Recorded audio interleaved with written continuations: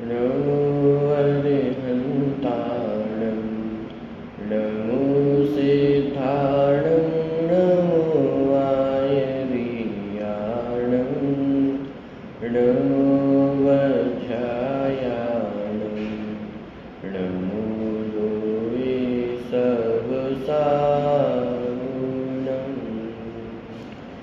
मङ्गलं भगवान् वीरो मङ्गलं गौतमगणी मङ्गलं कुन्दकुन्दाद्यो जैनधर्मोऽस्तु मङ्गलम् सर्वमङ्गलमाङ्गल्यं सर्वकल्याणकारकं प्रधानं सर्वधर्माणां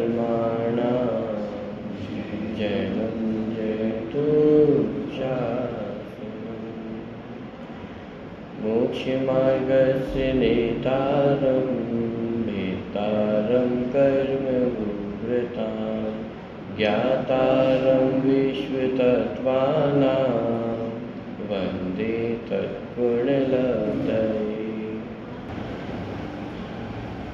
तत्वाद सूत्र ग्रंथ की चर्चा अपनी चल रही है। लास्ट क्लास में जो पहला सूत्र है उसकी चर्चा अपन ने प्रारंभ की थी। पहला सूत्र सम्यक दर्शन ज्ञान चारित्राणी मोक्ष मार्ग, यानी सम्यक दर्शन, सम्यक ज्ञान और सम्यक चारित्र की एकता का नाम मोक्ष मार्ग है।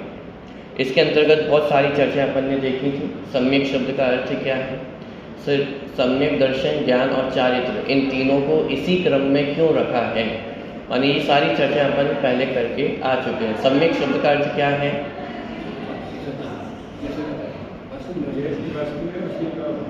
सम्यक शब्द का अर्थ, सम्यक शब्द प्रशंसावाची शब्द है, ये अपन ने देखा था। तब सम्यक शब्द कैसा है? प्रशंसावाची है।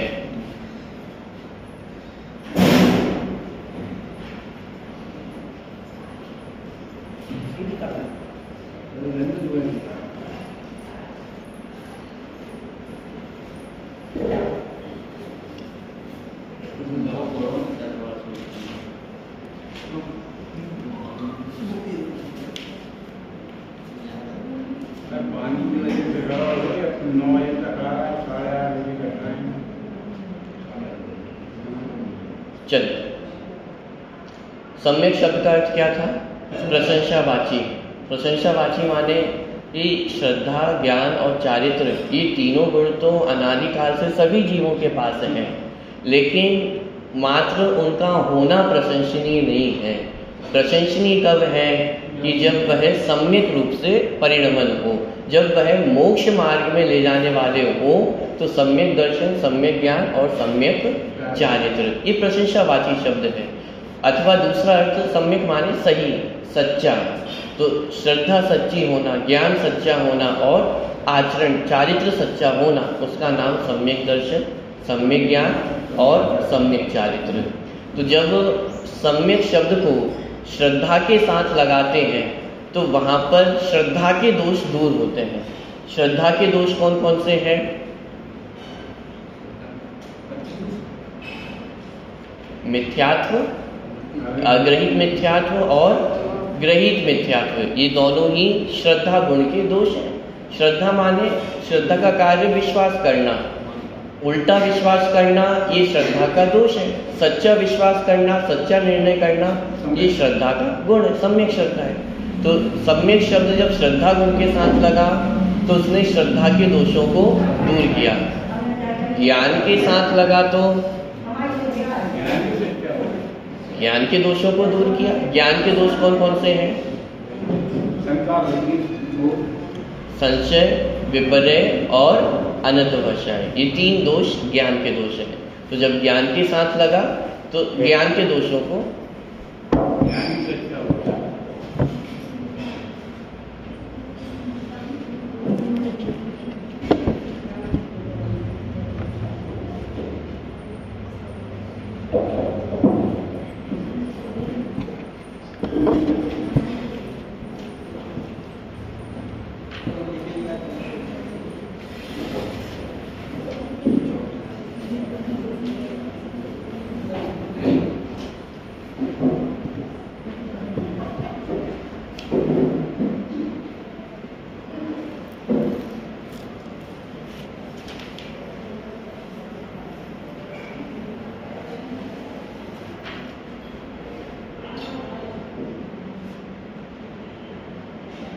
चलिए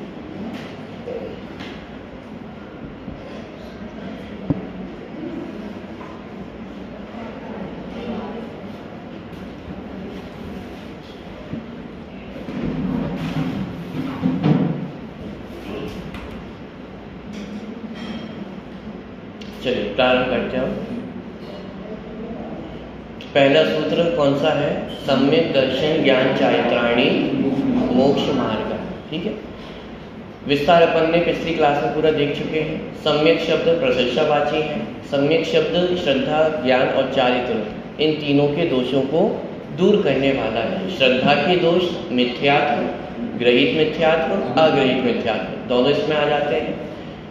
ज्ञान के दोष संशय, विपर्य और अनंतवशाय, तो इन तीनों का निराकरण सम्यक शब्द के माध्यम से हुआ। और चारित्र का दोष है अज्ञान पूर्वक आचरण करना, अथवा जिस भी क्रिया से कर्म बंधन होता है वे सब चारित्र के दोष कहलाते हैं। और ऐसे चारित्र के दोषों का निराकरण वो सम्यक शब्द के माध्यम से होता है। ठीक है, तो इस प्रकार सम्यक शब्द की सार्थकता। फिर उसके बाद सम्यक दर्शन ज्ञान चारित्र, यही क्रम क्यों लिया? सम्यक ज्ञान दर्शन चारित्र ऐसा क्रम भी लिया जा सकता था, तो उसके कारण भी अपन ने देखे थे कि चूंकि सम्यक दर्शन पूज्य है और सम्यक ज्ञान फिर उसके बाद लिया। जैसे व्याकरण की दृष्टिकोण से देखा था कि ज्ञान में अल्प अक्षर हैं और दर्शन में अधिक अक्षर, ज्ञान में 2 अक्षर हैं और दर्शन में 3 अक्षर हैं। व्याकरण के नियम के अनुसार जिसमें कम अक्षर होते हैं उसे पहले लेना चाहिए, जिसमें अधिक अक्षर होते हैं उसको बाद में लेना चाहिए। तो उसका निराकरण किया था कि ये नियम है, लेकिन एक और नियम है जो अपवाद है। वो क्या है कि जो पूज्य होता है उसे पहले रखा जाता है। तो इसका मतलब सम्यक दर्शन पूज्य है। पूज्य क्यों है? क्योंकि सम्यक दर्शन के बिना ज्ञान भी सम्यक पने को प्राप्त नहीं होता है, इसलिए सम्यक दर्शन पूज्य है। तो क्या सम्यक ज्ञान अपूज्य है? वहां यहाँ पूज्य अपूज्य पने की बात नहीं है, यहाँ पूज्यतर की बात है। माने यदि दर्शन और ज्ञान में भी देखा जाए तो अधिक पूज्य कौन है? कि दर्शन पूज्य है। क्यों? क्योंकि दर्शन के कारण ज्ञान भी सम्यक पने को प्राप्त होता है, चारित्र भी सम्यक पने को प्राप्त होता है। उल्टा देखें कि ज्ञान भी बहुत हो गया है और चारित्र भी बहुत है, लेकिन सम्यक दर्शन नहीं है, तो वो ज्ञान सम्यक ज्ञान नहीं कहलाएगा, वो चारित्र सम्यक चारित्र नहीं कहलाता है। इस अपेक्षा से सम्यक दर्शन को पूज्य कहा। लेकिन इसका अर्थ ये नहीं है कि सम्यक ज्ञान और सम्यक चारित्र अपूज्य है, वे भी उतने ही पूज्य है जितना सम्यक दर्शन पूज्य है। लेकिन चूंकि सम्यक दर्शन के होने पर ज्ञान चारित्र सम्यक पने को प्राप्त होते हैं, इसलिए सम्यक दर्शन को पूज्य कहा और उसे पहले स्थान दिया है। ठीक है, बहुत सारी चर्चा अपन ने देखी थी सम्यक दर्शन को पहले रखने की, वो चर्चा मैं पूरी रिपीट नहीं कर रहा हूँ। सम्यक दर्शन ज्ञान चारित्राणी मोक्ष मार्ग, अंत में अपन ने ये भी चर्चा देखी थी। यहाँ पे मोक्ष मार्ग माने एक वचन शब्द है, माने सम्यक दर्शन, सम्यक ज्ञान और सम्यक चारित्र, ये 3 अलग अलग मोक्ष मार्ग नहीं है। माने आपको कौन सा मोक्ष मार्ग चाहिए? कि साहब श्रद्धा वाला मार्ग बहुत अच्छा है, विश्वास कर लिया, इसका नाम मोक्ष मार्ग हो जाएगा। कि साहब मैं आत्मा हूँ, बहुत अच्छे से विश्वास है कि अरे अकेले विश्वास से काम होने वाला नहीं है, आत्मज्ञान है या नहीं है, चारित्र है या नहीं है, कि बिना चारित्र के काम होने वाला नहीं है। किसी ने कहा कि ज्ञान मार्ग बहुत अच्छा है, अकेले ज्ञान से ही मोक्ष की प्राप्ति हो जाएगी। कि हमें सब याद है ना, 6 द्रव्य 7 तत्वों के नाम याद है, परिभाषाएं रटी हुई हैं, गाथाओं की गाथाएं याद है, तो इतने से मोक्ष हो जाएगा? इतने से भी मोक्ष होने वाला नहीं है। श्रद्धान भी आवश्यक है और चारित्र भी आवश्यक है। और किसी ने कहा कि चारित्र वाला मार्ग बहुत अच्छा है, साहब व्रत संयम कर लिए, सुबह मंदिर आ गए, शाम को मंदिर आ गए, सुबह दोपहर शाम स्वाध्याय कर लिया, तो हो गया चारित्र, हो गया मोक्ष मार्ग। कि इतने से भी मोक्ष मार्ग होने वाला नहीं है। अब देखिए, सम्यक दर्शन में भी मोक्ष मार्ग पना नहीं है, सम्यक ज्ञान में भी मोक्ष मार्ग पना नहीं है, और सम्यक चारित्र में भी मोक्ष मार्ग पना। कैसी बात कर रहे हो? अभी तो ये समझ रहे हैं कि तीनों मोक्ष मार्ग है, तीनों की एकता में मोक्ष मार्ग है, तीनों की एकता में मोक्ष मार्ग नहीं है। जैसे मुट्ठी बनाते तो मुट्ठी कैसे बनती है? 5 उंगलियों को मिलाकर के मुट्ठी बनती है। अकेली एक उंगली मुट्ठी है क्या? 2 उंगली, 3 उंगली। जब 5 उंगली भी अलग अलग मुट्ठी नहीं है, जब 5 उंगली मिलकर के एक रूप हुई तो मुट्ठी बनती है। ऐसे ही सम्यक दर्शन अकेले मोक्ष मार्ग नहीं है, सम्यक ज्ञान भी अकेले मोक्ष मार्ग नहीं है, सम्यक चारित्र भी अकेले मोक्ष मार्ग नहीं है। जब ये तीनों मिलकर के एक साथ प्रवर्तन करते हैं तब उसे मोक्ष मार्ग कहा जाता है। तो सम्यक दर्शन, सम्यक ज्ञान और सम्यक चारित्र, इन तीनों की एकता का नाम मोक्ष मार्ग है। इसका अर्थ ये भी निकला कि इसके अलावा अन्य कुछ भी मोक्ष मार्ग, माने सम्यक दर्शन ज्ञान चारित्र के अलावा जितना भी जगत में मोक्ष के नाम पे कथन किया जाता है वह सब कैसा हो गया कि वह मिथ्या हो गया है। एकमात्र मोक्ष का कारण सम्यक दर्शन, सम्यक ज्ञान और सम्यक चारित्र ही है। इसके अलावा कोई भी आपको कहे कि इसका नाम मोक्ष है अथवा इसका नाम मोक्ष मार्ग है तो आप उसको इस कसौटी पे कस सकते हैं, ये सम्यक दर्शन ज्ञान चारित्र के अंदर आता है या नहीं आता है। यदि सम्यक दर्शन ज्ञान चारित्र के अंदर नहीं आता है इसका मतलब वह मोक्ष मार्ग नहीं है। ठीक है, तो बहुत सारी चर्चा अपन ने देखी थी। सम्यक दर्शन ज्ञान चारित्राणी मोक्ष मार्ग, ये अपना पहला सूत्र था। अब दूसरे सूत्र की ओर अपन आज आगे बढ़ रहे हैं। दूसरा सूत्र है, मैं बोलता हूं फिर आप भी इसको रिपीट करना।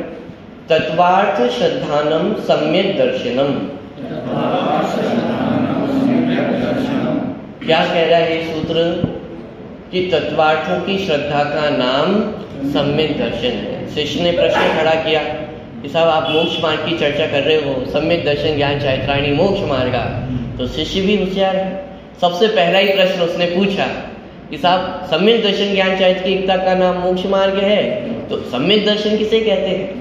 माने ये जिज्ञासा भी दिखा रहा है उस जीव की कि जैसे ही मोक्ष मार्ग सुना और मोक्ष मार्ग का पहला ही अवयव सम्यक दर्शन, तो तुरंत प्रश्न खड़ा किया कि सम्यक दर्शन किसे कहते हैं। तो उसका समाधान आया, तत्वार्थ श्रद्धानम सम्यक दर्शन।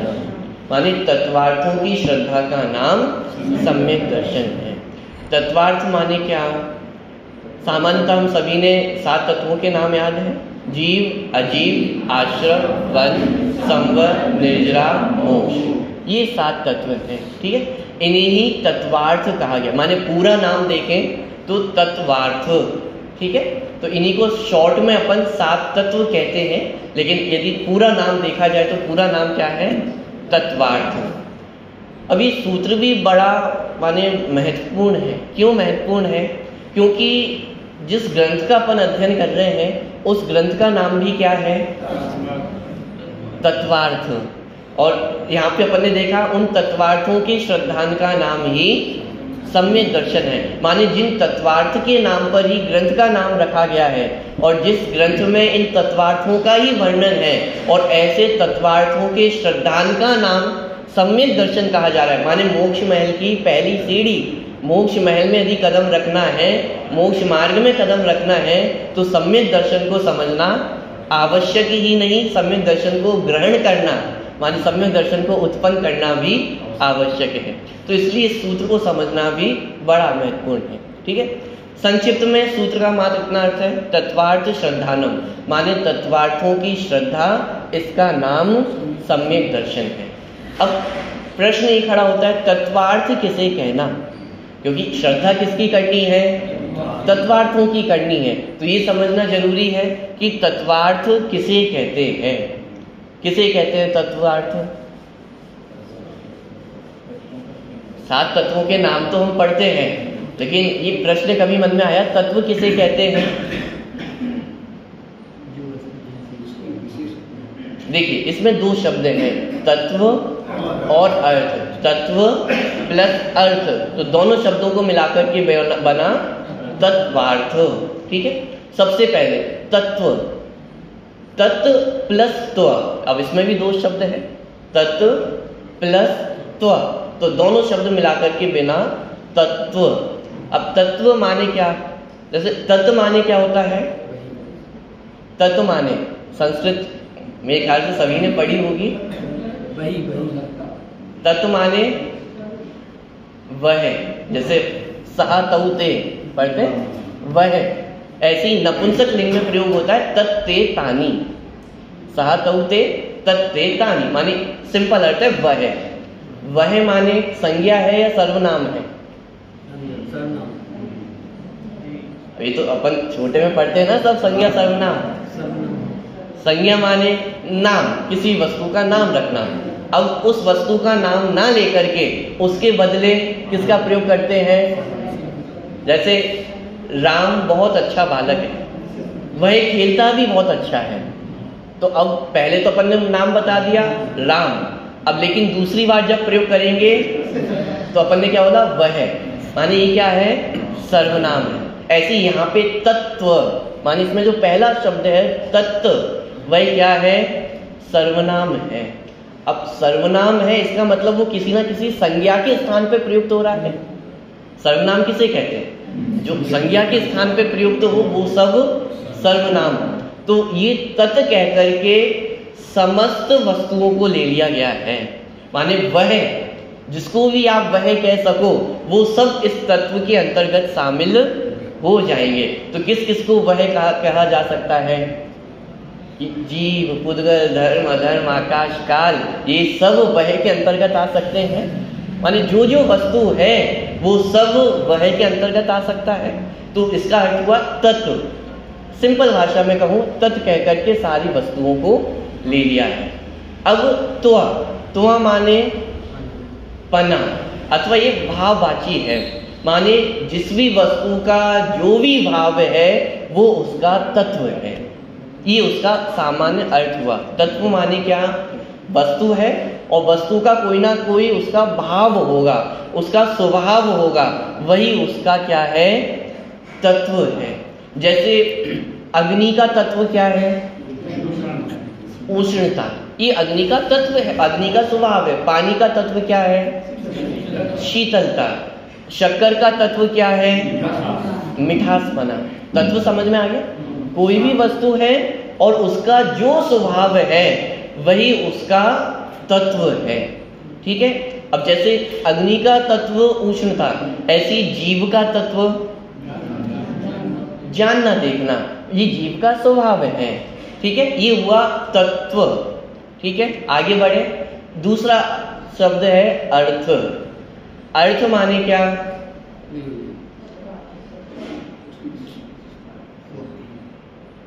देखिए, अर्थ का एक अर्थ माने जो मूल रूप से जो टीकाएं हैं उनमें उस अर्थ को लिया गया। अर्थ का अर्थ होता है निश्चित करना। अर्थ माने क्या? निश्चित करना। अब निश्चित करना माने किसको निश्चित करना? कि जैसे अपन छोटे में मैच द फॉलोइंग करते थे, एक कॉलम होती है और बी कॉलम होती है, सब जंबल्ड होते हैं, ऊपर नीचे होते हैं, और मैच द कॉलम करना पड़ता है, सही को सही के साथ मिलाना पड़ता है। जैसे यहाँ पे लिखा 1+1 एक कॉलम में, और दूसरी कॉलम में बहुत सारे ऑप्शन है 1 2 3 4 5। अब 1+1 को किससे मैच करोगे? 2 के साथ। 2+2 को किससे मैच करेंगे? 4 के साथ। मैच द कॉलम अपन करते। ऐसे ही अर्थ माने निश्चित करना, माने माने मैच करना है सबको। माने जीव रखा और दूसरी तरफ ज्ञान दर्शन है, स्पर्श रस गंध वर्ण है। अब आपको मैच करना है तो जीव किसके साथ मैच करेगा? ज्ञान दर्शन के साथ। पुद्गल किसके साथ मैच करेगा? स्पर्श रस गंध वर्ण के साथ। तो अर्थ माने निश्चित करना। निश्चित करना माने जिस वस्तु का जो स्वभाव है उसको वैसा जानना, ये अर्थ शब्द। अर्थ शब्द का अर्थ है माने क्या? कि जो वस्तु जिस रूप से अवस्थित है उसको वैसा ऐसा निश्चित करना, ये अर्थ शब्द का अर्थ हुआ। ठीक है। दूसरा अर्थ माने होता है वस्तु, माने जो अपन ने देखा तत्व माने स्वभाव। तो वो स्वभाव किसी वस्तु में ही नहीं पाया जाएगा, उस वस्तु के बिना स्वभाव नहीं पाया जा सकता है। जैसे आप मिठाई की दुकान पे जाएं और आप कहें कि साहब 1 किलो मीठा दे दो, तो सामने वाला क्या पूछेगा? दुकानदार क्या पूछेगा? साहब क्या दे दे? रसगुल्ला चाहिए, बर्फी चाहिए, रसमलाई चाहिए, क्या दे? 1 किलो मीठा पैक करना है ना, क्या दे? तो आप क्या कह रहे हैं कि नहीं हमें ये सब नहीं चाहिए, हमें तो मीठा चाहिए। और लेकिन मीठा किसी ना किसी अर्थ रूप में ही आएगा। आपको मीठे के नाम पे रसगुल्ला लेना पड़ेगा, बर्फी लेनी पड़ेगी, माने कुछ ना कुछ वस्तु तो लेनी पड़ेगी ना। अकेला मीठा पना, जैसे आप शक्कर उठा के दे दे, अरे शक्कर में भी वो शक्कर तो वस्तु हुई ना। जैसे हमें तो मिठास अकेली चाहिए, मीठा चाहिए, कि अरे बिना वस्तु के मीठा पना संभव नहीं है। उष्णता चाहिए तो उसके लिए अग्नि का होना आवश्यक है, माने बिना अग्नि के उष्णता नहीं रह सकती है। ऐसे ही ज्ञान दर्शन, तो ज्ञान दर्शन कहाँ पाए जाएंगे? कि जीव में ही पाए जाएंगे। तो माने वो जीव हुआ अर्थ और उसका तत्व क्या है? जानना देखना, ये उसका तत्व हुआ। और दोनों को मिला दिया तो क्या बना? तत्वार्थ, माने स्वभाव और उस स्वभाव का आधार, ये दोनों मिलाकर के बना तत्वार्थ। पॉइंट पकड़ में आ रहा है? माने इस जगत में जो कुछ भी हमें दिखाई दे रहा है और जो दिखाई नहीं दे रहा है, क्या दिखाई दे रहा है? कि अरे जो कुछ दिखाई दे रहा है वो सब पुद्गल द्रव्य है, और जो कुछ दिखाई नहीं भी दे रहा है इसका मतलब वो है नहीं, ऐसा नहीं। जीव है, धर्म अधर्म आकाश काल, ये सारे द्रव्य भी है। तो जो दिखाई दे रहा है, नहीं दिखाई दे रहा है, वो सब भी क्या है? तत्वार्थ है। क्यों? एक तो उनकी सत्ता है, और वो सत्ता कैसी है? अपने अपने स्वभाव से युक्त है, माने उसमें अपना अपना स्वभाव पाया जाता है। ठीक है, इतना समझ में आया? तत्वार्थ, तत्व माने स्वभाव, और वो स्वभाव जिस आधार से रहता है वो वस्तु, तो वह अर्थ। तो जो वस्तु का जो स्वभाव है वह अपने अपने स्वभाव में ही रहता है, माने ज्ञान दर्शन जीव में ही रहते हैं। स्पर्श रस गंध वर्ण ये पुद्गल में ही रहते हैं। ऐसा नहीं होगा कि स्पर्श रस जीव में आ जाए और ज्ञान दर्शन पुद्गल में चले जाए, ऐसा कभी भी नहीं होगा। किसने किया ये? करने वाला कोई नहीं है, ये स्वभाव से ही है, प्रकृति से ही ऐसा है। मुझ में जानने देखने की ताकत है और ये माइक में स्पर्श रस गंध वर्ण की ताकत है, तो ये स्वभाव से ही है। माने किसी ने भेद किया हो, पार्शियलिटी की हो, ऐसा नहीं है। कोई कुछ करने वाला नहीं है, स्वभाव से ही मुझ में ज्ञान दर्शन पाया जाता है, पुद्गल में उसके गुण पाए जाते हैं। तो हर वस्तु का अपना अपना स्वभाव है, उसे कहते हैं तत्वार्थ। ठीक है, तो कितने तत्वार्थ हैं? 7 तत्वार्थ हैं। कौन कौन से? जीव, अजीव, आश्रव, बंध, संवर, निर्जरा और मोक्ष। ठीक है, तो फिर पुद्गल, धर्म, अधर्म, आकाश और काल ये तत्व है या नहीं? प्रश्न ख्याल में आ रहा है?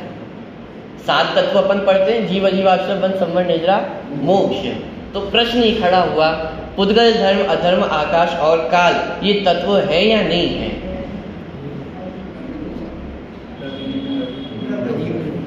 यदि तत्व नहीं मानेंगे तो क्या समस्या खड़ी होगी कि सम्यक दर्शन में फिर पुद्गल, धर्म, अधर्म, आकाश, काल इनका श्रद्धान नहीं रहे, वो हट जाएंगे। और यदि तत्व मानते हैं तो फिर उनका अलग से व्याख्यान क्यों किया? प्रश्न समझ में आ रहा है? पॉइंट पकड़ में आ रहा है? देखिए, द्रव्य का जो कथन किया गया है वो आगम शैली की प्रधानता से कथन किया गया है, और तत्वों का जो प्रकरण है वह अध्यात्म की दृष्टि से कथन किया गया है। अथवा इसको ऐसा कहूं कि प्रयोजनभूत दृष्टि से तत्वों का वर्णन किया गया है और वस्तु स्वरूप को समझाने के लिए द्रव्य का वर्णन किया गया है। माने क्या? क्योंकि यहाँ पे प्रकरण हमारे मोक्ष का है, मोक्ष मार्ग का प्रकरण है, तो मोक्ष मार्ग को समझने के लिए जितनी वस्तुओं को समझना आवश्यक है उसमें तत्वार्थों का वर्णन किया। माने क्या? कि मैं जीव हूँ, अरे मोक्ष किसको जाना है? जीव को जाना है, तो जीव तत्व का वर्णन तो होगा ही। अब और किस किस को समझना आवश्यक है? कि सबको अजीब कह दिया कि पुद्गल, धर्म, अधर्म, आकाश, काल ये भी तो है, लेकिन उन सबको एक खाते में डाल दिया कि ये सब क्या है, ये सब अजीब है। माने एक एक पे विशेष में जाने की आवश्यकता नहीं। जैसे हम सभी कौन हैं, जैन हैं, और जैनों को छोड़ करके बाकी सब कौन है, अरे कैसे अजैन है, कोई हिंदू है, कोई सिख है, कोई ईसाई है, सब अलग अलग है ना। अरे समझना किसको है कि हम कौन हैं, कि हम जैन हैं तो हमें छोड़ करके बाकी सब कौन है, कि बाकी सब अजैन है। अब उनके विस्तार में जाओगे तो पुद्गल धर्म अधर्म आकाश काल, माने सब अजीब है। अजीब में तो एक नहीं हो गए, सबकी अलग अलग सत्ता है, पुद्गल अलग है, धर्म अलग है। लेकिन यहाँ मोक्ष मार्ग का प्रकरण है, और मोक्ष मार्ग में समझना कितना आवश्यक है कि मैं जीव हूँ और मुझे छोड़ करके जो कुछ है वो सब क्या है, अजीब है। मैं जीव हूँ तो फिर मुझे मोक्ष क्यों नहीं हो जाता, क्योंकि वर्तमान में मैं दुखी हूँ। तो दुख के कारण बताए, आश्रम बंध, तो क्या हमेशा दुखी रहूंगा कि नहीं, सुख भी हो सकता है, संवर निद्रा, तो कभी पूरा सुख भी प्राप्त होगा कि मोक्ष। तो इस प्रकार जो प्रयोजनभूत तत्व थे उनका वर्णन तत्वों में किया, और जब वस्तु स्वरूप को समझने जाते हैं कि साहब इस विश्व में क्या क्या है, तो अजीब कह करके काम नहीं चलेगा, फिर आपको वस्तु स्वरूप समझाना पड़ेगा। भाई इस जगत में जीव भी है, पुद्गल भी है, धर्म अधर्म आकाश काल, और इन सब के कारण ये पूरी विश्व व्यवस्था चलती है। तो जब विश्व व्यवस्था समझानी होगी तो 6 द्रव्य कहे जाएंगे, और जब मोक्ष मार्ग में तत्वों का वर्णन चलेगा तो ये 7 तत्वों का वर्णन चलता है, जीव अजीव आश्रम बंध संवर निद्रा मोक्ष। तो इस हिसाब से देखा जाए तो जो 6 द्रव्य कहे गए हैं वो भी क्या है, तत्वार्थ है। क्यों, जैसे पुद्गल है तो पुद्गल का भी अर्थ है, वो पुद्गल अपने आप में एक वस्तु है, सत्ता है, अर्थ है, और उसका अपना स्वभाव है, स्पर्श रस गंध वर्ण ये उसका स्वभाव है। तो इसमें भी क्या हो गया, वो भी तत्व है। ऐसे ही धर्म अधर्म आकाश और काल ये सब भी क्या है, तत्व है। अब दिक्कत इसलिए खड़ी होती है क्योंकि इसमें तो सबके नाम अलग अलग हैं, माने पुद्गल धर्म अधर्म आकाश काल, और ये नाम आपको तत्वों में नहीं मिलेंगे, लेकिन जीव द्रव्य और जीव तत्व ये नाम तो आपको मिलता है ना। जीव द्रव्य भी है और जीव तत्व भी है, तो जीव द्रव्य कुछ अलग होगा और जीव तत्व कुछ अलग होगा। अरे ऐसा नहीं है, जीव द्रव्य और जीव तत्व एक ही मैं ही हूँ, लेकिन कथन की शैली अलग है। जब वस्तु व्यवस्था समझानी होगी तो जीव द्रव्य कहा जाएगा, और जब प्रयोजन की बात चलेगी तो जीव तत्व कहा जाएगा। ठीक है, तो एक प्रश्न आपसे पूछता हूं, जीव द्रव्य और जीव तत्व में क्या अंतर है?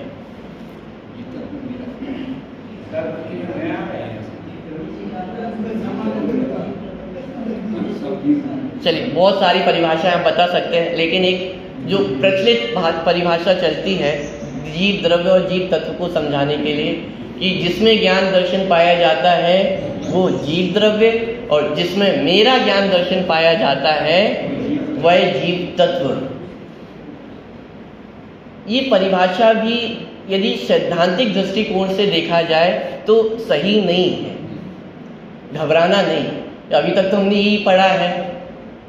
सैद्धांतिक दृष्टिकोण से देखा जाए तो ऐसी कोई परिभाषा आपको जिनागम में पढ़ने को नहीं मिलेगी, अथवा जहाँ तक जितना मेरे पढ़ने में आया है तो इस प्रकार की कोई भी परिभाषा पढ़ने को नहीं मिली है कि जिसमें मेरा ज्ञान दर्शन पाया जाए उसे जीव तत्व कहते हैं। क्योंकि यहाँ पे यदि ऐसा माना जाए कि जिसमें ज्ञान दर्शन मेरा पाया जाए उसे जीव तत्व कहते हैं, तो फिर आप जीव तत्व होगे या नहीं होगे? कि नहीं साहब वो तो मेरे लिए कहा है। तो जैसे ये माइक है, तो ये माइक मेरे लिए माइक है या आपके लिए भी माइक है? अरे माइक तो माइक है ना, आप हो या ना हो माइक तो रहेगा ना। माइक के होने में मेरी अपेक्षा कहाँ है? तो जैसे अपन ने परिभाषा बनाई कि जिसमें मेरा ज्ञान दर्शन पाया जाए वह जीव तत्व, तो फिर आप जीव तत्व होगे या नहीं होगे? ऐसा मेरी अपेक्षा से अजीब हो। अरे लेकिन आप कौन हो? आप तो जीव तत्व ही हो ना। दूसरी बात, जब ज्ञानी भेद विज्ञान करते हैं तो अपने आप में तो भेद विज्ञान करते ही हैं, लेकिन सामने वाले में भी भेद विज्ञान करते हैं। क्या मतलब? मैं जीव हूं और मैं शरीर आश्रम बंध से रहित हूं, ये भेद विज्ञान तो होगा ही, लेकिन साथ में ये भी भेद विज्ञान होगा कि सामने वाला भी जीव है और सामने वाला भी शरीर और आश्रम बंध से रहित है। क्योंकि यदि सामने वाले में भेद विज्ञान ना हो तो वीतरागता उत्पन्न ही ना हो। क्यों? क्योंकि यदि सामने वाला शरीर से भिन्न दिखाई ना दे फिर राग द्वेष तो खड़े होंगे। सामने वाला क्रोध मान से रहित दिखाई ना दे तो क्षमा कैसे होगी? अरे क्षमा का तो आधार ही ये है कि आप जीव और आश्रम बंध में भेद कर पा रहे हैं। जीव और क्रोध में भेद किया तब तो आपने उसको क्षमा किया।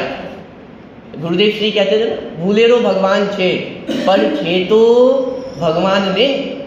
इसका मतलब सामने वाले में भी तो भेद विज्ञान किया। भूला हुआ है ये आश्रम बंध, लेकिन है कौन? भगवान है, जीव तत्व। तो ये भेद विज्ञान किया। तो जो सम्यक दृष्टि जीव है स्वरूप में तो भेद विज्ञान होता ही है, लेकिन सामने वाली वस्तु में भी भेद विज्ञान होता है। अब लेकिन यदि तत्व की परिभाषा ये बना दें कि जिसमें मेरा ज्ञान दर्शन पाया जाए वही जीव तत्व, तो फिर सामने वाला तो जीव तत्व सिद्ध ही नहीं होगा।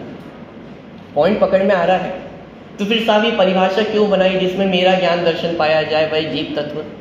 ये मूल रूप से अध्यात्म की प्रगाढ़ता में कहें या अध्यात्म के जोर में कहें, अध्यात्म के जोर में कही गई परिभाषा है। माने मेरे लिए तो मैं ही प्रयोजनभूत हूँ ना। माने मोक्ष मार्ग में प्रयोजनभूत क्या है कि साहब बाकी सब में तो भेद विज्ञान कर लिया और अपने आप में अपने आप का पता नहीं कि साहब मोक्ष मार्ग में प्रयोजनभूत ये है कि पहले अपने आप में भेद विज्ञान हो। सामने वाला जीव है अजीव है, इससे ज्यादा अधिक महत्वपूर्ण ये है कि मैं जीव हूं ये जानना। अपने आप को जीव जानेंगे तो जगत के सारे जीव अपने आप जानने में आ जाएंगे। माने क्या? जिसने स्वयं की सत्ता पहचानी हो कि मैं जीव हूं तो वो तो चींटी को भी जीव मान सकता है, लेकिन जो चींटी को तो जीव माने और अपने आप का पता ना हो, ऐसा हो सकता है? इसका मतलब वास्तव में तो उसने चींटी को भी जीव नहीं माना है। तो इसलिए इस प्रयोजन की अपेक्षा से या अध्यात्म के जोर में ये परिभाषा कही कि जिसमें मेरा ज्ञान दर्शन पाया जाता है वह जीव तत्व, और जिसमें मेरा ज्ञान दर्शन नहीं पाया जाए वह सब कैसा है? अजीव है। इस अपेक्षा से जितने जीव द्रव्य है उन सबको भी अजीव तत्व के अंतर्गत ले लिया जाता है। लेकिन सैद्धांतिक दृष्टिकोण से देखा जाए तो ऐसी परिभाषा नहीं है जीव तत्व की। जीव तत्व की सामान्य परिभाषा जिसमें ज्ञान दर्शन पाया जाता है, जो ज्ञान दर्शन स्वभाव से युक्त है, वे सभी कौन है? जीव तत्व है। ठीक है? तो जीव द्रव्य और जीव तत्व में बेसिक जो अंतर है वो दृष्टिकोण का अंतर है।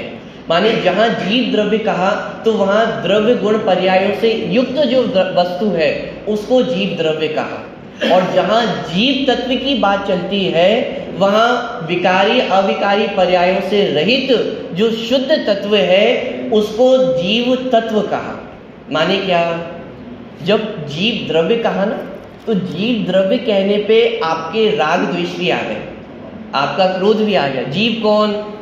जो गुस्सा करता हो वो भी जीव है, जिसको मोक्ष प्रकट हुआ हो वो भी जीव है। अब लेकिन जहां तत्वों की बात की वहां गुस्से को अलग रखा, मोक्ष को अलग रखा है, जीव अलग रखा है, आश्रम बंध ये अलग अलग तत्व का है ना, 7 तत्व, तो उसमें जीव अलग है और आश्रम बंध माने सरल भाषा में कहूं तो क्रोध मान माया लोभ मिथ्या मोह राग द्वेष ये सब आश्रम बंध है। तो जीव को अलग रखा, आश्रम बंध को अलग रखा और संवर निद्रा मोक्ष इन तीनों को अलग रखा है। माने जीव अलग है, मोक्ष अलग है, जीव अलग है, आश्रम बंध अलग है, जीव अलग है, गुस्सा क्रोध मान माया ये अलग है, सबका अलग अलग वर्णन किया है। इसका मतलब जीव तत्व किसे कहा जा रहा है? जिसमें आश्रम बंध भी नहीं है और जिसमें संवर निद्रा मोक्ष भी नहीं है।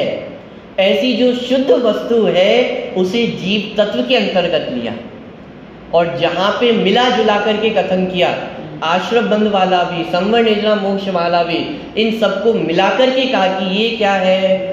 जीव द्रव्य। तो वहां द्रव्य रूप से वर्णन किया।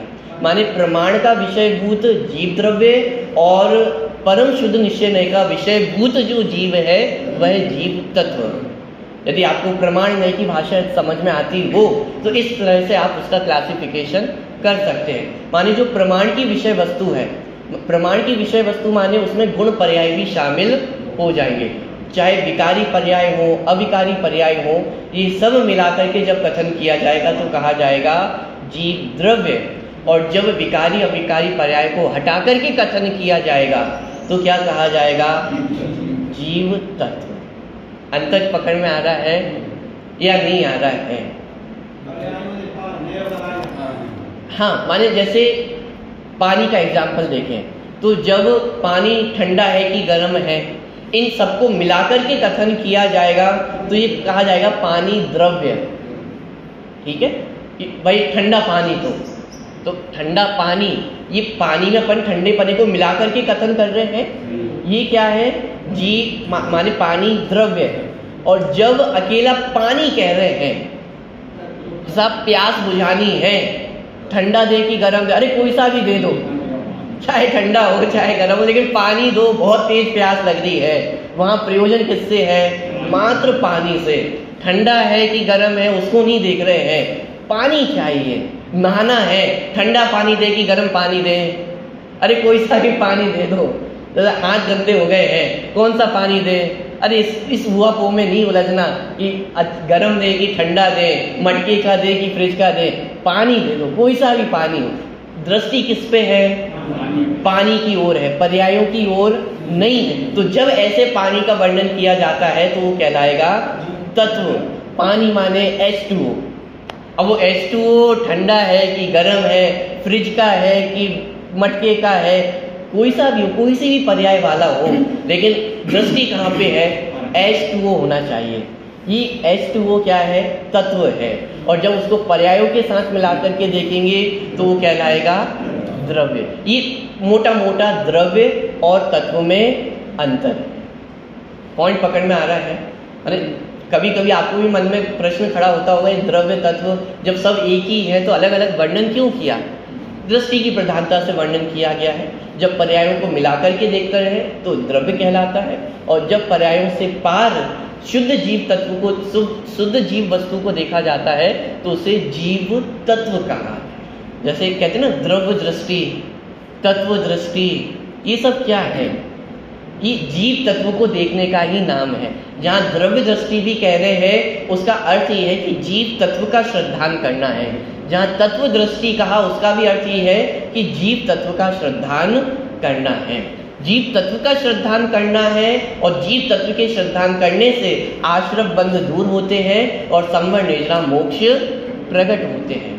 अब ध्यान देना, जहाँ 7 तत्व कहे हैं उसमें जीव अलग रखा और आश्रम बंध संवर निद्रा मोक्ष ये अलग अलग रखे हैं।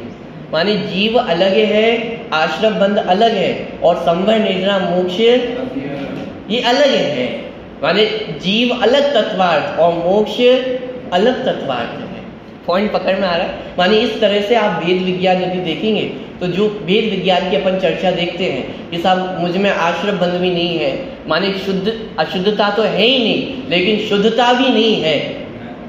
न भी हो दिया पमत्तो ना पमत्तो, मैं प्रमत्त भी नहीं हूँ और अप्रमत्त भी नहीं हूँ। तो इसका मतलब क्या हुआ? प्रमत्त नहीं, ये बात तो ख्याल में आ जाती है, लेकिन अप्रमत्त भी नहीं हूँ। क्यों अप्रमत्त नहीं हूँ? क्योंकि अप्रमत्तता संवर निद्रा मोक्ष तत्व है, और मैं कौन सा तत्व हूँ? मैं जीव तत्व हूँ।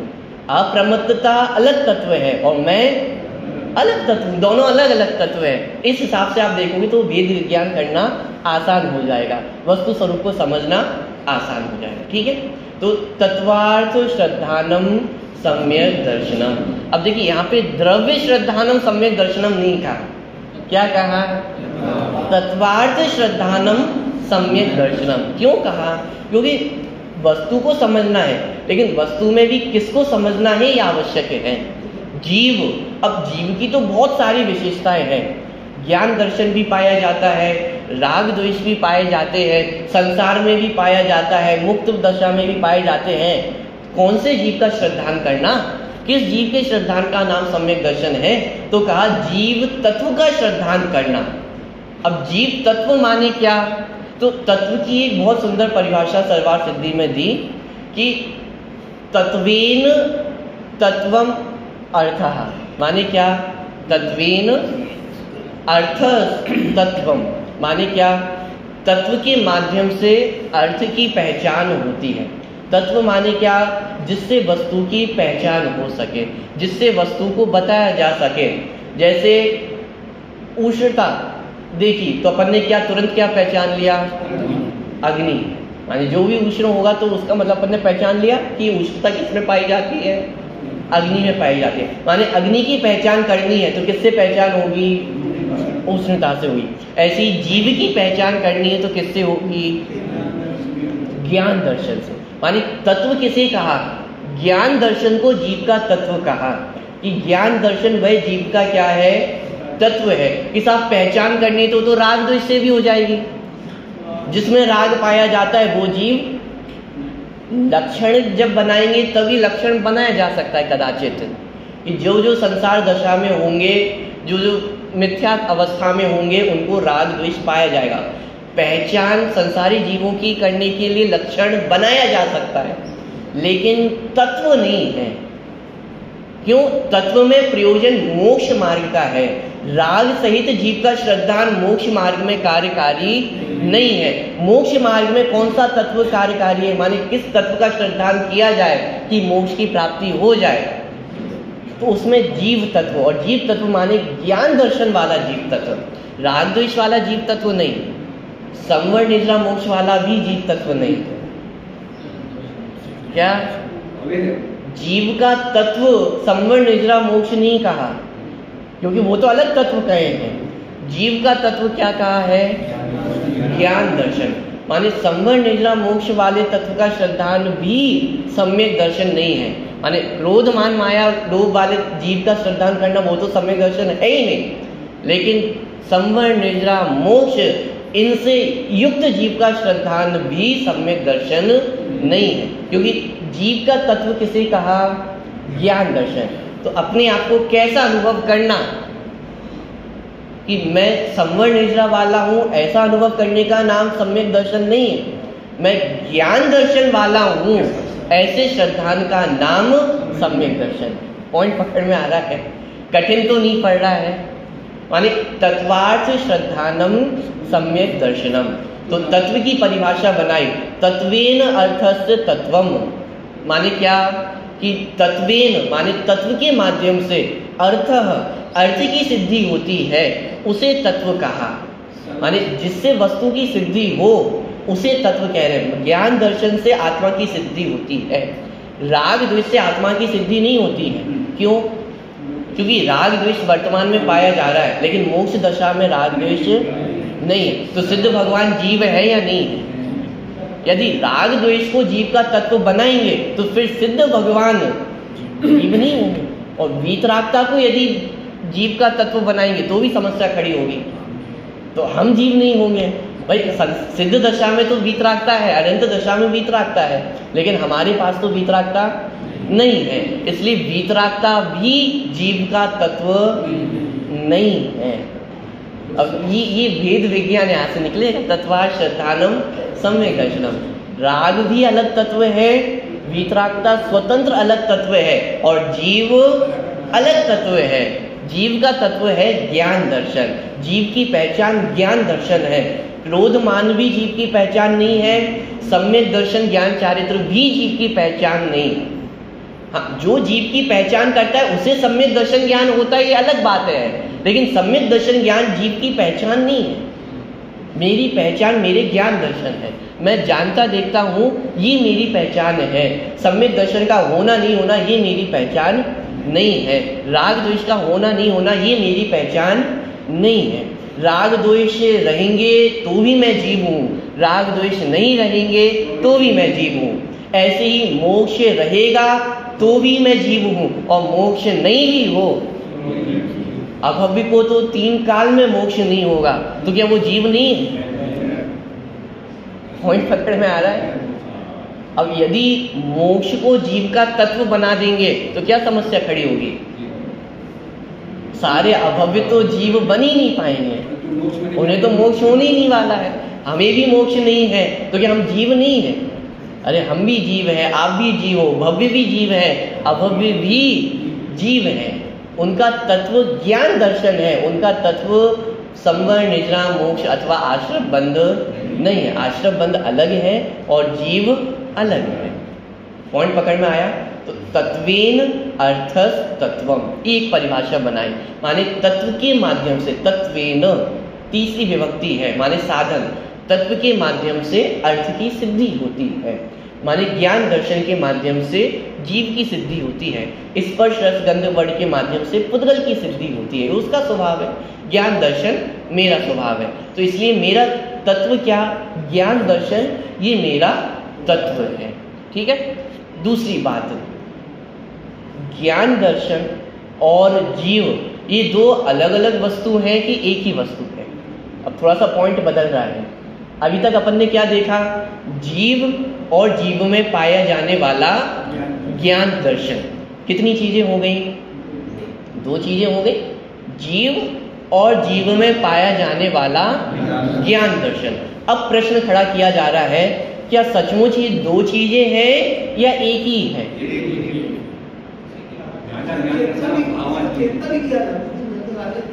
अब तत्व की दूसरी परिभाषा सर्वार्थ सिद्धि में थी। पहली परिभाषा क्या थी? तत्वेन अर्थस तत्वम। पहली परिभाषा तत्वेन अर्थस तत्वम, तत्व के माध्यम से अर्थ की सिद्धि होती है, उसे तत्व कहा जाता है। दूसरी परिभाषा दी तत्वम एव अर्थः तत्वम। क्या?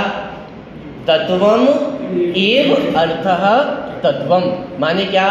तत्व ही अर्थ है और इन दोनों को मिलाकर के बना तत्वार्थ। माने क्या? ज्ञान दर्शन ही जीव है और जीव ही ज्ञान दर्शन है। जैसे आप अग्नि के पास गए और आप जल गए, तो क्या कहा जाएगा? किससे जले? अग्नि से जले या अग्नि की उष्णता से जले? भाई क्या कहा आपने कि मैं जल गया? किससे जला? आग से जला। तो प्रश्न, आग से जले या आग की उष्णता से जले?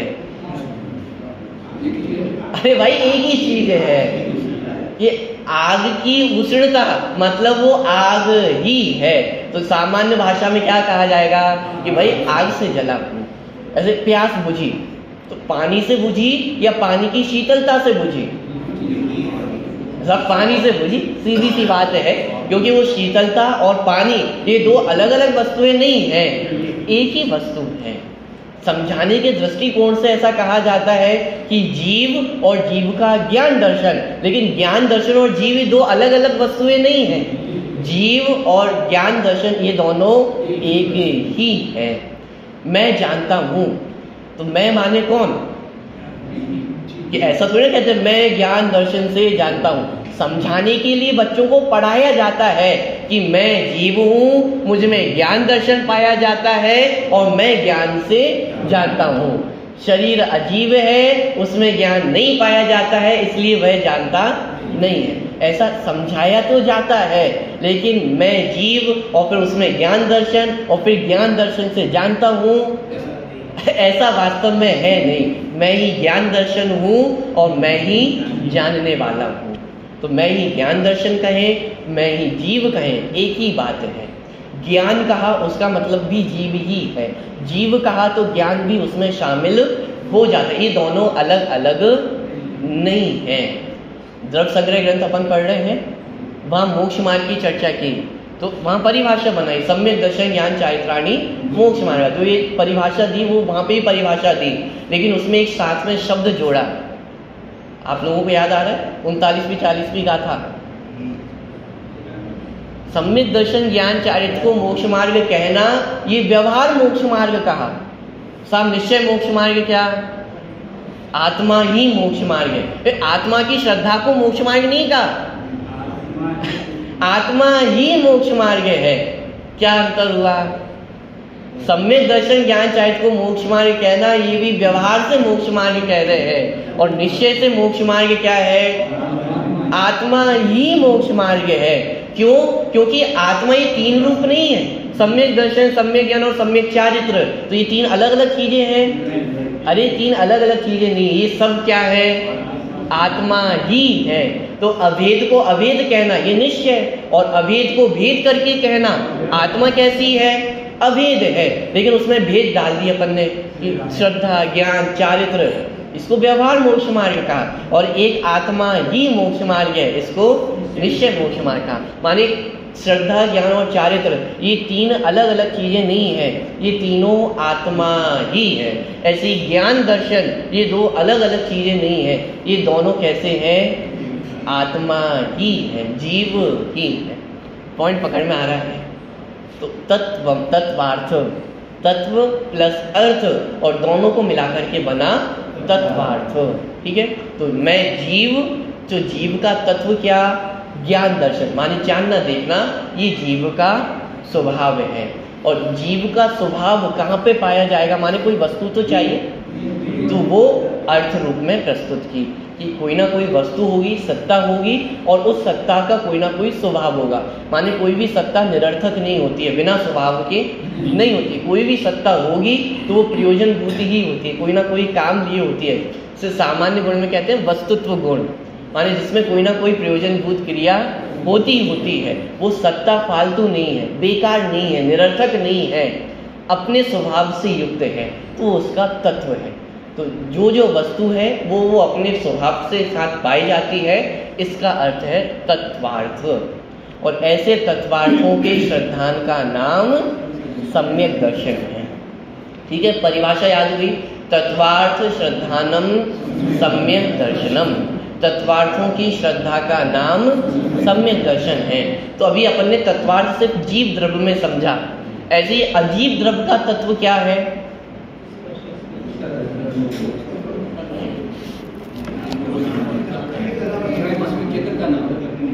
मैंने पुद्गल द्रव्य का तत्व नहीं पूछा है, अजीब द्रव्य का तत्व पूछा है। तब अजीब नाम का तो कोई द्रव्य ही नहीं होता है। हाँ, जिसमें ज्ञान दर्शन नहीं है, नहीं पाया जाए, माने जिसमें अचेतनता पाई जाए, वो उसका तत्व है।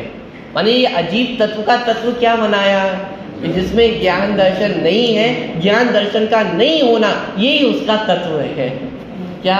जीव का तत्व ज्ञान दर्शन का होना, ये जीव का तत्व। और अजीब का तत्व क्या है? कि उसमें ज्ञान दर्शन नहीं। साहब ये कैसा तत्व हुआ? तत्व माने तो जो हो, आप जो नहीं है उसको तत्व बना रहे हो। अरे प्रयोजनभूत कथन है। मोक्ष मार्ग में इतना ही कार्यकारी है कि मैं जीव हूँ और बाकी सब क्या है? बाकी सब अजीब है, बाकी सबसे मेरा कोई संबंध नहीं है। तो अब जिनसे मेरा संबंध नहीं है उसका विस्तार जानकर के क्या करें? जैसे भारत देश में अपन रहते हैं, तो भारत देश में कितने राज्य हैं, उसका प्रधानमंत्री कौन है, राष्ट्रपति कौन है, कैसे भारत देश में राज आता है, आधार कार्ड है या नहीं है, इस सब की जानकारी होना जरूरी है। लेकिन अमेरिका में कितने राज्य हैं, उसका प्रधानमंत्री कौन है, राष्ट्रपति कौन है, उसमें क्या क्या चीजें आवश्यकता है, वो जानना जरूरी है। जैसा अमेरिका भी विदेश है, जापान भी विदेश है, चाइना भी विदेश है, सबको एक खाते में डाल दिया कि सब कौन है? विदेश है। अब किसमें क्या होता है, कितने राज्य हैं, कौन राष्ट्रपति, कौन क्या है, जानते रहना। जानने में आ जाए तो अच्छा, और नहीं जानने में आए तो कोई दिक्कत नहीं। लेकिन जीव के संबंध में ऐसा नहीं चलेगा। जीव के संबंध में एक एक बात ख्याल में होनी चाहिए, और अजीब के संबंध में ये सब अजीब है, इनके साथ मेरा कोई संबंध नहीं है ना। तो इतना जान लिया कि ये सब अजीब है, मेरा कोई संबंध नहीं है, इतना जानना काफी है। पॉइंट पकड़ में आ रहा है? इसलिए उनका तत्व क्या बनाया कि ज्ञान दर्शन का नहीं होना, अचेतनता, यही उनका तत्व है। मैं ज्ञान दर्शन स्वभावी हूँ, ये मैं जीव तत्व, और जिसमें ज्ञान दर्शन नहीं पाया जाता वे सब कौन है? अजीब तत्व है। ठीक है? ऐसे आश्रम, बंध, संवर, निद्रा और मोक्ष, ये 5 तत्व और कहे गए हैं। अब इनको समझना भी थोड़ा सा, पूरी एक क्लास इनको समझने के लिए भी चाहिए, क्योंकि जैसे आपने जीव कहा तो जीव में आपको अर्थ तुरंत दिखाई देगा, मैं जीव और मुझ में ज्ञान दर्शन। अजीब तत्व कहा तो उसमें भी पुद्गल धर्म अधर्म आकाश काल आपको दिखाई दे रहे हैं और उनके अपने अपने स्वभाव दिखाई दे रहे हैं। अब लेकिन आश्रव तत्व कहा तो आश्रव वस्तु क्या है? बंध कहा तो बंध नाम की कोई वस्तु है क्या? संवर निद्रा कहा तो संवर निद्रा मोक्ष नाम की कोई वस्तु है क्या? और फिर उनका स्वभाव, पहले तो वस्तु ही पकड़ में नहीं आ रही है तो स्वभाव तो बहुत दूर की बात है। तो इसको जिनवाणी में कहा पर्याय अर्थ, माने ये जो विभाजन किया 5-7 तत्वों का उसको 2 प्रकार से किया है। विस्तार अगली कक्षा में पढ़ेंगे, मैं सिर्फ आपको हिंट दे रहा हूँ, माने दिन भर आप इस पर विचार करना। ये जो 7 तत्व है उनको 2 कैटेगरी में डिवाइड किया, द्रव्य तत्व और पर्याय तत्व। कौन से तत्वों में बांटा? द्रव्य तत्व, पर्याय तत्व। शुरू के जो 2 तत्व हैं जीव और अजीव, ये कैसे हैं? द्रव्य रूप तत्व है। और बाकी के जो 5 तत्व है आश्रव बंध संवर निद्रा मोक्ष, ये कैसे तत्व है? पर्याय रूप तत्व है। इतना क्लियर हुआ? इसका मतलब क्या हुआ? जैसे जगत में हम सत्ता शब्द का प्रयोग करते, सत्ता माने किसी वस्तु का होना, तो द्रव्य है, द्रव्य की सत्ता है, ऐसे ही पर्याय और पर्याय की भी सत्ता है। जैसे द्रव्य सत्य है ऐसे ही पर्याय भी सत्य है। जैसे द्रव्य है वैसे ही पर्याय भी है। तो 2 सत्य कहे, द्रव्य सत्य, पर्याय सत्य, अथवा कहूं द्रव्य अर्थ और पर्याय अर्थ, क्योंकि तत्व हमें किस में दिखेगा? अर्थ में ही तो दिखेगा। तो द्रव्य अर्थ मैं जीव, जीव अर्थ, और जीव अर्थ में ज्ञान दर्शन ये तत्व। अब ऐसे ही आश्रम में अर्थ क्या है? वो एक समय की पर्याय, वो ही अर्थ है। क्या? एक समय की जो पर्याय है वही अर्थ है। और उसका तत्व क्या? दुख, ये उसका तत्व है। बंध एक समय की पर्याय वो अर्थ, और उसका तत्व दुख, ये उसका तत्व है। संवर निद्रा मोक्ष एक समय की पर्याय वो अर्थ, और सुख वो उसका तत्व है। पॉइंट पकड़ में आ रहा है? तो ऐसे 7 तत्वार्थ बनते हैं। अभी इस मैंने बहुत शॉर्ट में चर्चा की है, विस्तार में अपन कल इसको थोड़ा सा और समझेंगे, लेकिन इतना आप समझें कि 2 प्रकार से अर्थ किया, द्रव्य सत्य, पर्याय सत्य। द्रव्य अर्थ, पर्याय अर्थ, तो द्रव्य के भी तत्व हुए और पर्याय का भी तत्व। इस प्रकार से 7 तत्वों की रचना तो क्या कहे, 7 तत्वों का वर्णन वो जिनवाणी में हमें प्राप्त होता है। और ऐसे तत्वार्थों के श्रद्धान का नाम सम्यक दर्शन है। अभी बहुत चर्चा इसमें आनी है। माने तत्वार्थ श्रद्धान, तो तत्वार्थ श्रद्धान माने क्या? तत्वार्थ श्रद्धान, सच्चा तत्वार्थ श्रद्धान कब होगा, उस सब की चर्चा भी अपने को करनी है। तो बहुत सारा विषय इसमें आना है। तो कल एकदम कमर कस करके आपको आना है, रेडी होकर के आना है ये पूरी वस्तु स्वरूप को समझने के लिए। ठीक, अभी की चर्चा को यहीं पे पूरा करें।